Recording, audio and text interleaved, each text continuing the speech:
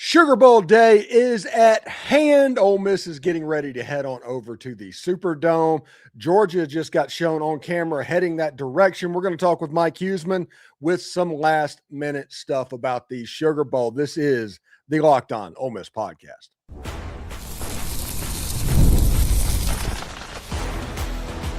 You are Locked On Ole Miss, your daily podcast on the Ole Miss Rebels. Part of the Locked On Podcast Network, your team every day. Welcome to the Locked On Ole Miss podcast. I'm your host, Stephen Willis. This is the most watched Ole Miss podcast out there. Can you believe that? I am a 10-year veteran member of the national media with Yahoo Sports and a former Ole Miss staff member as well. We're part of the Locked On Podcast Network, now the number one sports podcast network in the entire country. That is all because of you. On today's show, we're going to be talking, yes, about the Sugar Bowl. And we're also going to talk about how, we have a situation to where if Ole Miss wins the game, there are several things that they can earn, potentially even being the last SEC team standing, which would be chicken soup for the freaking soul after the way the whole SEC handled Ole Miss in November. So we will talk about that. We'll have Mike Huseman coming on from our All Access side. He does some of the transfer portal stuff. He's got an article that is going to be emailed out for All Access users tomorrow morning about the transfer portal. So we'll be on top of that as well. Remember, we're free and available on all the podcast apps and on YouTube. And a special hello to the insiders and everydayers who make the show what it is, your team every day. Today's episode is brought to you by Game Time. Download the Game Time app, create an account, and use the code LOCKEDONCollege for $20 off your first purchase. Mike, I'm telling you, if Indiana can close out Alabama, if Ole Miss can handle business against Georgia, and Ole Miss is the last Southeastern Conference team standing, I don't know that I could have a better offseason than the disaster it has been for the other SEC teams. It will be so gratifying, especially considering how it's been since the middle of November. Like the last 6 weeks, well, I don't want to say be forgotten. The Kiffin stuff will always be there, but the way that kind of the other schools, especially those that were potential playoff teams, were kind of rubbing their noses at Ole Miss, that's all gone. You can't do that if they make it further than anybody, which the way it's looking now, a win tonight might do that. Yeah, because listen, talking about this Alabama game, Kalen DeBoer had the most bonehead of bonehead calls, going for a fourth down on his own 30-yard line, up by 3 points, basically just gifting a touchdown to the number one team in the country. A, that showed that you don't think you're good enough to win straight up. And B, that is the analytical stuff that Ole Miss fans have grown to just absolutely hate. Nothing turns momentum like a fourth down stop, and any momentum and chance that Alabama had at that point, it was gone. And I agree with you. The play, like the decision was awful there, but also that play, I found myself saying right after that, a similar thing I'll say with a lot of 2-point conversions, where if you're going to go for it, okay, go for it. Have your offense out there. You don't need to go wildcat. You don't need to be cute. Run a normal play with your normal dudes out there and try to pick up the yards. Yeah, absolutely. And after that happened, essentially Indiana just kind of, for lack of a better word, took over the game. Now, remember, these Indiana Hoosiers have never won a bowl game. In the history of bowl games, they've never won a postseason game. And they're absolutely out there dog walking Alabama, which as of 5 years ago was the potential gold standard of college football. And the second half just started. They forced Bama to a 3-and-out and punt. So Indiana has the ball now. Yeah, it's absolutely nuts. But the Sugar Bowl tonight, everybody's been asking the status of Kewan Lacey. Basically, everything that I've heard is that he's going to be somewhere around 80%, 85%, and he's going to be wearing a shoulder harness. But nobody is 100% at this point in the season. This is the 14th game that Ole Miss has played. So an 85% Kewan Lacey would only be different if he was completely healthy without the sugar or the shoulder at about 90%. So we're not talking about that big of a drop off. No. And especially in the run game, if you've taken a pounding and played this many games, you're going to be 90 at best. So how much is he less than the next guy? Probably not much. Yeah. I think you said it good there. And they're going to need him. I mean, not them specific, but you got to run the ball, at this point in the year, which we've said for a couple of weeks, that was probably going to be Bama's undoing. It sure has been tonight because they can't do it at all. But being able to control the trenches and the clock will be massive for Georgia and Ole Miss, because both of those teams want to get their defenses after you, and keep their defenses fresh will be a way to do that later in the game. Yeah, and you talk about the keeping the defense fresh component of the things. This might be a game to where if Ole Miss can run the ball a little bit, they might not go at breakneck speed the whole time. They might slow it down intentionally. It might look a little bit like the Ole Miss-Oklahoma game, to where they waited until after 15 seconds on the clock to snap the ball, because Oklahoma is so good at diagnosing what you're going to do and relaying that in over the speaker. There's like, hey, let's make the players identify what's going on. I think a little of that might transpire tonight. It might not be just a breakneck speed type game. And we saw what happened earlier today when you can't keep your defense off the field with Texas Tech. Texas Tech's D played very well. They were on the field the whole game. Their offense couldn't do anything. They got put in so many short fields, and there's only so much you can do when you put your defense up against it like that. So I don't think Ole Miss and Georgia will do that. They're both, I think, going to be more effective on offense than Texas Tech was. But it's a cautionary tale in making sure you can at least have some semblance of a run and pass game tonight. Yeah, and Texas Tech plays so poorly. Oregon did not deserve to win that game. They had so many boneheaded decisions, playing the slot machine on fourth down and just getting stopped instead of in what was going to be a points are paramount, a points are precious type football game, to where it was happening. They just were willing to give away points, all the points, for a chance to perhaps maybe score. I think they went for it like 3 times on one drive, made it all 3 times, went for it inside the 5-yard line, didn't get it, and that was a drive that they walked away with no points. And most other teams have ran the ball on Oregon to some extent. Texas Tech couldn't do it. Like, to your note, what you were just saying there, like Tech should have won. I just got off the phone with somebody, and our conversation was, people are going to look at this game and think, 23-0, they dominated. Well, yeah, they did, but Indiana might throttle them next week again after already playing them once this year. Yeah, I do think that right now it looks like Indiana is going to go into the finals. And in my opinion, they're going to play the winner of the game tonight that's happening between Georgia and Ole Miss. If Ole Miss can win, it's probably going to be Ole Miss and Indiana, just like everybody thought of in the national championship game. Yep. Yeah, and Miami's good. I'm not overlooking Miami or anything like that. But it's interesting how this era is gone in like NIL and college football and all of that over the last 5 or 6 years, post-COVID essentially, to where Indiana is just a juggernaut in college football. Ole Miss is in the playoff, and all these teams that aren't traditional powers, all of a sudden they were in the conversation late in the season. And I don't think media members like that. I don't think they want Indiana to be good. They don't want Ole Miss to be good. I do think there's a bias with the media of just, hey, can we have the same 7 teams every year just so we know them? Imagine tweeting at Georgia fans a year ago saying the team that beat you guys and Carson Beck are going to be playing in a national semifinal against each other. Oh, yeah. It is absolutely nuts. Yeah. I will say this. That game with Ohio State and Miami last night, Ryan Day is just – if there's anything that is out of the routine with Ryan Day, he is not a good football coach. The clock management I thought was very poor. Like it might not have mattered in the end, but saving all those timeouts until after the 2-minute warning, I thought was a mistake in a 2-possession game where, I mean, you knew you were going to get the ball back, but you had so little time given the circumstances. I would have started Burnham at about the 3.5-4 minute mark to get some more time on the clock. Touchdown, Indiana. Ooh, good stuff. Good stuff. Oh, there's sad people in the stands. Jake's not happy now. Let's build a statue with Signetti already after year 2. I'm ready to do it. Oh my goodness.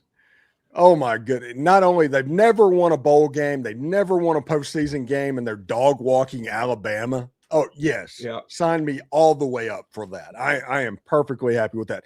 Anyway, if you are in the stream, thank you for watching the show. And the third segment is all yours.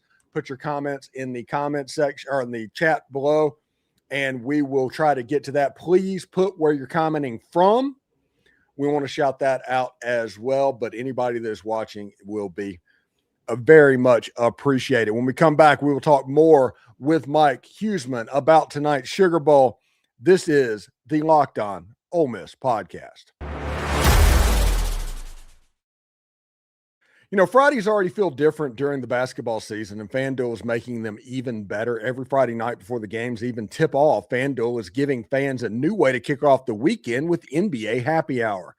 NBA Happy Hour is your official pregame. It's a limited time window where special offers drop right inside the FanDuel app before the action starts. Fridays from 6 to 7:30 Eastern, that's become appointment viewing with NBA Happy Hour. Open the FanDuel app during Happy Hour always brings something new, either boosts or bonuses or surprises. It's easy to check out the weekly specials before tip-off as well, and you're able to make a move before that window closes. The timing is perfect. Right before the games, right before the weekend starts, it adds extra energy to Friday night basketball without overthinking it. So before tip-off, check out the FanDuel app and see what's dropping during NBA Happy Hour every Friday from 6 to 7:30 Eastern. It's a little basketball, a little action, and a whole lot of Friday energy. That's NBA Happy Hour only on FanDuel. It's the official sportsbook partner of the NBA. Do us a favor, like, subscribe, and comment to this video. Subscribe to the podcast on whichever audio podcast you're listening to and give it a 5-star review. It costs absolutely nothing, but keeps all of this free. And thank you for making Locked On Ole Miss your first listen of the day. And thank you for making Locked On the #1 sports podcast network. You already live your team every day. Now take it up a level and go ad-free. Join the Everydayer Club today and get Locked On Ole Miss with no interruptions, members-only Discord access, and more, all for just $5 a month or $50 a year. Go to lockedonolemmiss.supercast.com or check out the link in the show notes down below. Now, one thing that's interesting is Mike Huseman. He handles coaching search stuff. He handles transfer portal stuff for our all-access tier. If you subscribe to an Everydayers Club, there's an all-access tier. There's an article that's releasing tomorrow about some of the offensive transfer portal names that are out there. Mike's going around looking at that stuff. He's going to get the defensive names a little bit later. It's kind of your season to shine, Mike. It is. And I made a comment talking to Corey on Locked On Vandy a couple days ago that most years everything collides at once this time of year. This year it's spaced out nicer because we had more coaching movement early. Now most of that's done, and we're going to get portal stuff almost on its own now.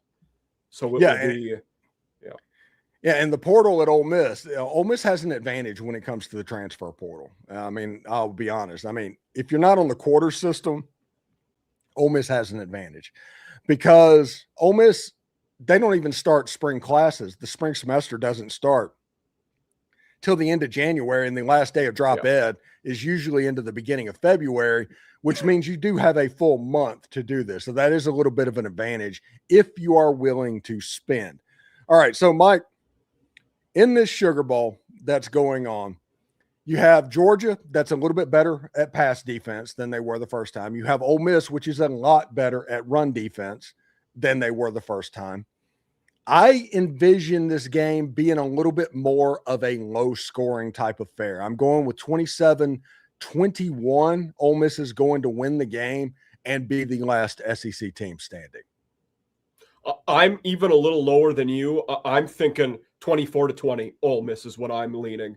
And another one, piggybacking off of the FanDuel spot we had, a Trinidad Chambliss over 26.5 rushing is a number I like in this game. I think you talked about Lacey with the shoulder. Chambliss might, be called on to run a little more. And in the middle of the field with the way Georgia's playing D, he could get some of those first down runs. And at 26.5, provided he doesn't get sacked much, it's not going to be too difficult to get that number, I don't think.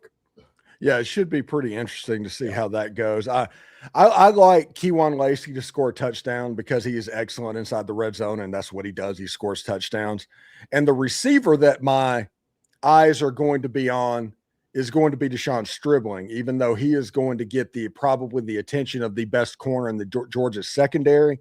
He provides that little something extra that could be a weapon down the field. Everybody knows there are two ways to beat these type of defenses, going back to when Kirby was at Alabama and all that: a running quarterback and throwing the ball down the field. And the way that Ole Miss is going to do that, I genuinely believe one of the linebackers is going to have to spy Trinidad. It's going to be on Daquan Wright. It's going to be on Caden Lee, whoever is occupying the other linebacker, to have a decent game to where they have to bring a safety down, and then you have the one-on-ones on the outside. And if that happens, it's Katie bar the door. Yeah, I think both Stribling and Wallace are guys to look for in that, big plays, down the outside. It'll be interesting to see what happens there. I know I was looking at some of the numbers, and Wallace's, 13 yards is his average depth of target. That's a good chunk downfield, longer than most guys. So it'll be interesting if they can hit some of those plays to either Wallace or Stribling. I got a question for you. Georgia, everybody talks about how they've improved their pass rush from the first meeting against Ole Miss. What is the difference in the pass rush now as opposed to now? What is Georgia doing? Because it's the same players. They obviously had some semblance of a schematic change like Ole Miss did with the run defense. So I think one thing, scheme-wise, I do think they're playing a little more zone lately with the corners.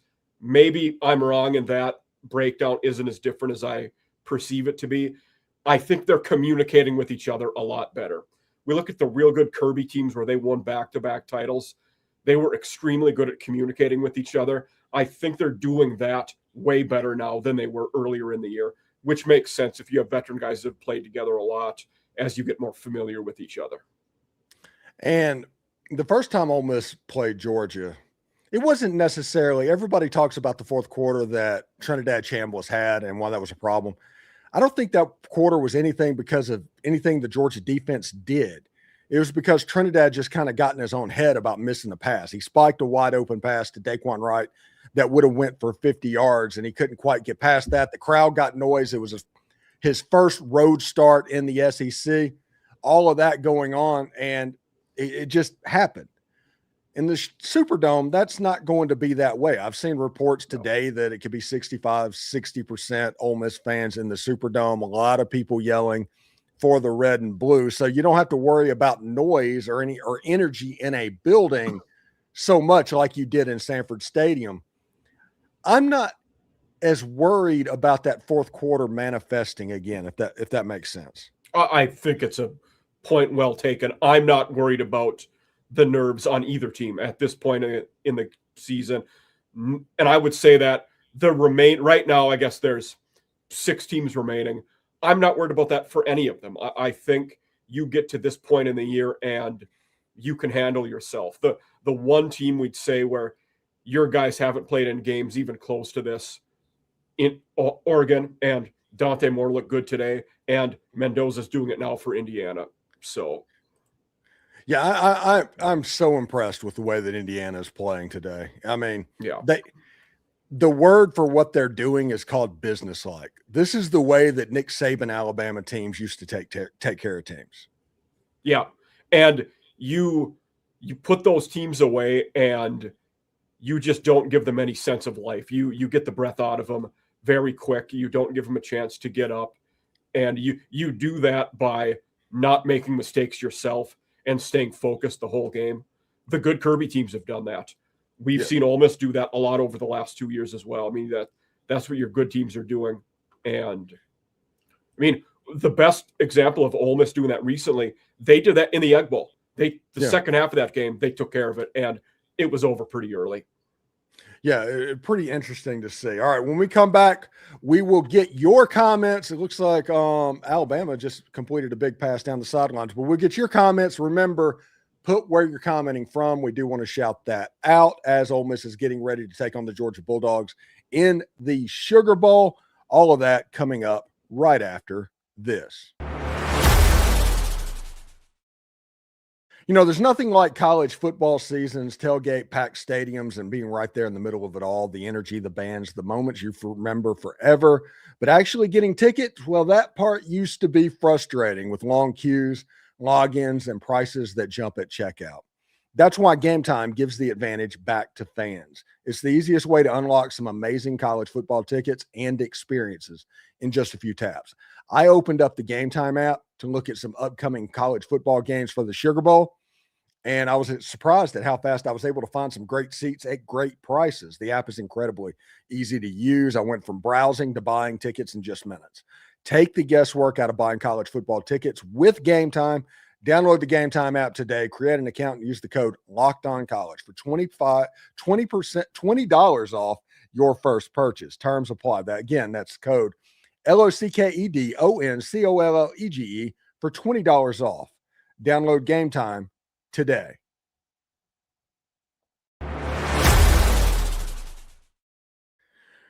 All right, Mike, let's take some comments and see what's going on. Let's see. I'm going to have to do this a little bit slower because our producer Becky is on the road, so I'm going to have to produce and all that. So we got I am unseated, I guess. Nearly class of 76 from Jacksonville, Florida. We are Destiny. We are more than Ole Miss. We are Bold Miss by damn, and we are very damn ready. Yes, they're pretty fired up, it feels like. Mary Ronalden says, hotty toddy, Will and I are on our way to the Sugar Bowl. Mary lives in New Orleans, so be safe heading that direction, Mary. I do appreciate that. And Bobby Patrick says, nobody is pulling for Ole Miss to win in the national media or online. That's fine. They don't play the game. The reason we win is we have the team mentality I haven't seen in a very long time. And you are not wrong there. I think a lot of fans want him to win, but I think he's right that a lot of the media doesn't too. Yeah, it's the craziest thing because when it comes to the fan bases around the country in this playoff, Ole Miss is America's team. Yeah. All the hate that the SEC gets from everybody else, Ole Miss isn't getting that right now. And they don't deserve to get that right now. Like what Alabama's going to go through after all of this, which is going to be hilarious. Don't get me wrong. Ole Miss isn't going to have to deal with that win or lose against the Georgia Bulldogs. So that's interesting to see. Jay Ray says, JB from Millington, Tennessee, biggest game in my 43 years on earth. This is huge for Ole Miss and longtime fans. My father would be proud right now. Hotty toddy. Absolutely massive. Yeah. And the hype video that was released for the Ole Miss game in the Sugar Bowl was narrated by Archie Manning. And he talked about how history doesn't repeat itself, but it often rhymes. And he just mentioned how the greatest seasons in Ole Miss history, they always end up in the Sugar Bowl. And that happened yet again. And it's just a reminder of where this team is. I mean, let's just be real about this. If Trinidad Chambliss and Kejuan Lacey and those guys beat the Georgia Bulldogs tonight, we're starting to have discussions about whether or not this team is statue worthy. I mean, seriously.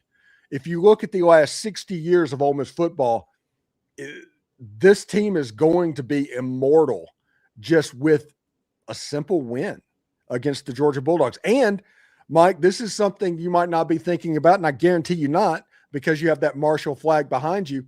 If Ole Miss beats the Georgia Bulldogs, Ole Miss fans will get to see the powder blue helmets, red jerseys, and gray pants, which have not been worn this season. We thought it was over because everybody assumed that Ohio State was going to win and you were going to be the road team the rest of the way through the playoffs. But now the winner of the Georgia Ole Miss game will be the home team against the Miami Hurricanes. It's funny. I wasn't thinking of that. I did think of a related one last night, though, and it was, I hope Miami in the Fiesta Bowl wears the orange pants instead of the all whites. I like the white tops with the orange pants for that. Yeah, I think the orange pants, it needs to look like the U from like the back in the 80s. James York says, hey, Steven from Vicksburg, ready for my Rebs to play. Waited over 50 years for this. John Word says, go Rebs, beat Georgia, Rebels by 14. Bobby Patrick says Alabama is awful, and they're not good. They're not good. They might score. They're inside the 10. Yeah, but it's 3rd and goal, so you have okay. 2 plays to go. You're a play ahead of me. Wait, what is Keelan Russell? No, it's not Keelan Russell. Okay, Mac. I was like, wait, what is he doing in the game? John K4 says DeBoer is not Saban. Golding is not Kiffin. Ole Miss will fall to 1-1 post Kiffin after Georgia. Ole Miss 3-9 next season. Golding is not a good coach. I do not know where you get that in any shape, form, or fashion, because there's people that don't know ball, and there's you, buddy. Yeah. Sorry. Very good decor. I mean, you can argue, should he have been the guy as a head coach? He's been a very good D coordinator. We can't take that away from him. Yeah, absolutely. You got Georgia fans hopping up, telling me to stay humble, clown. I don't know what that means. Got LSU fans wanting and praying and thirsting for Kewan Lacey. It's ridiculous to see other SEC teams do it. Somebody said Ben Garrett wouldn't do it. Would Mike shotgun a beer on the air for the Rebs? No, we wouldn't do something like that because we're not 17. I record from the office too. The dean may not be on board for that one. Yeah, seriously. Let's see. Ray Duncan says, great job. Just wondering if you have studied the tendencies of tonight's officiating crew. I have not, honest. Nope. It's a Big Ten crew. I know that. I get in depth with stats. I don't get that in depth, Ray. Yeah. Yeah, everybody's nervous about bad calls and the directions that they could go as well. Elmer says, from Picayune, Mississippi, so proud of our Rebs. The game is going to be close, very aggressive, and hard hitting. I hope if we hold the line of scrimmage, we will hold Georgia and win the game. They're the gold standard of college football and have been for the last 5 or so years. So there's going to be athletes all over the field. And if you don't think there are, you don't know ball either. Georgia's a very good team. If they were not a good team, Ole Miss would have beat them by 25 points in Athens. Just hanging around shows you how good that they could be. Watching from good old Oxford, putting steaks on the grill, hotty toddy Rebel Nation. That's C Bear. Sounds like a fantastic night, C Bear. Yes. Bobby Patrick says, I've revised my score prediction. Ole Miss 38, Georgia 21. Oh, a beatdown. Okay. I like it. Julian in New Orleans now, about to head to the Dome.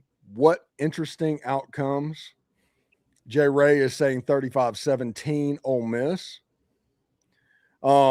Ed Wiersbeeke, watching from Charlotte, North Carolina, 2 tuitions and a lifelong New York Giants fan. Go Rebs. Very good. David Clark says, David from Vicksburg, it's us against the world. Shut them up. Hotty toddy.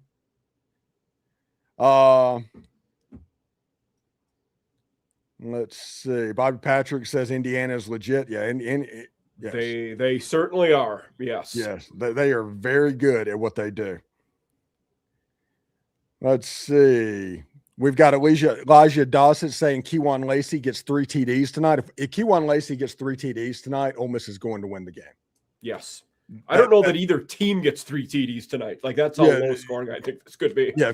If Kewan Lacey gets 3 touchdowns in the game, that means that Ole Miss was able to run the ball. Yes. And they put some drives together and got into the red zone. So we'll see about that. Titans Mafia says Ole Miss 27-24 and a walk-off field goal to win the game as time expires. If that happens, the reaction show is going to be hilariously unhinged. So everybody tune in for that. Let's see. Bobby Patrick says, my entire law family are Mississippi State fans. They're all pulling for Ole Miss. That's never happened before. My God, I don't even know what I'm reading there. That's how hard it is to picture what you just said. Yeah. Yeah. You're saying that Mississippi State fans are rooting for Ole Miss in this game. Wow. Okay. That's one of those will wonders ever cease type deal.